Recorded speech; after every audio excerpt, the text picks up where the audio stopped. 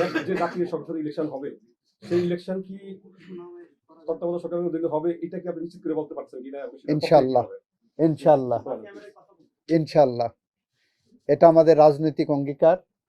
আপনারা জানেন তত্ত্বাবধায়ক সরকার এটা বিএনপির আন্দোলনের ফসল।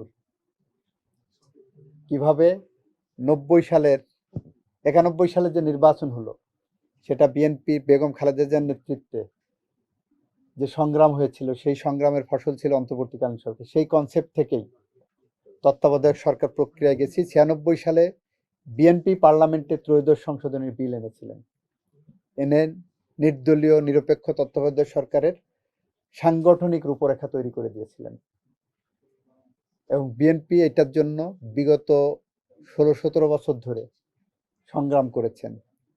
বেগম খালেদা জিয়ার নেতৃত্বে দেশ বাঁচাও মানুষ বাঁচাও যে স্লোগান দিয়ে আমরা নিরন্তর সংগ্রামের পথে হেঁটেছিলাম, সেই পথে হাঁটার মুখ্য লক্ষ্য ছিল যে আমার ভোট আমি দেব, যাকে খুশি তাকে দেব।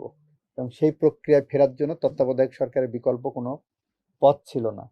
আমরা সেই জায়গাটা রাজনৈতিকভাবে অঙ্গীকার করি। রায় যেভাবে আছে আমরা সেটাকে বিবেচনায় নিয়ে যেটা করলে ভালো হয় সেটাই করব, এবং এটা পাবলিক কনসালটেশনও দেব। আপনারাও সেটার পার্ট হবেন। এই সংশোধনী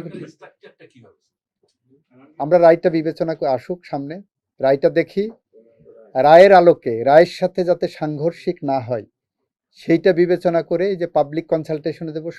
সব শ্রেণীর মানুষের, সব মতের মানুষের, সব পথের মানুষের সাজেশন নেব। এই ক্ষেত্রে কি আপনার গণভোটের যে রায়টা আছে ওটা আমরা রায়টা পর্যালোচনা করে পদক্ষেপ নেব। রায় পাওয়ার পরে আমাদের সংবিধান সংশোধন একটা কমিটি হবে, সেই কমিটির প্রক্রিয়ায় আইনি প্রক্রিয়া যেভাবে আসে সেভাবে আসবে। সংবিধানের তত্ত্বাবধায়ক সরকার ব্যবস্থা হবে ইনশাআল্লাহ। এটা আমাদের রাজনৈতিক নির্বাচনী জাতীয় কমিটমেন্ট। রায়ে 54টা বিষয়েই রায়ে বলা হয়েছে। 54টা বিষয়, আপনি 2টা বিষয়কে প্রশ্ন করছেন, আমি উত্তর দিয়েছি। 54টা বিষয়কেই আমরা অ্যাড্রেস করব। আমরা 54টা বিষয়কেই অ্যাড্রেস করব, এবং জুলাই সনদ আমাদের সেই অ্যাড্রেসিং এর ক্ষেত্রে জুলাই সনদ আমাদের সামনে থাকবে। এর থেকে আর স্পষ্টভাবে আর কি বলতে পারি বলেন?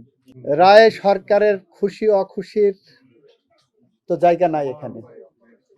এখানে জনগণ খুশি কিনা সরকার সেটা দেখবে, জন আকাঙ্ক্ষা পূরণ হয়েছে কিনা। আমি মনে করি 2-4টা গুরুত্বপূর্ণ ইস্যুতে জন আকাঙ্ক্ষা পূরণ হয়েছে নিশ্চয়ই। আর অন্য ইস্যুগুলো যেহেতু পার্লামেন্টের সাথে আমি মনে করি রাইটলি বলেছেন, পার্লামেন্ট ইজ দ্য অথরিটি। যে পার্লামেন্ট একটা আইন প্রণয়ন করতে পারে সেই পার্লামেন্ট সেই একই আইন বাতিল করতে পারে। It is as simple as it is.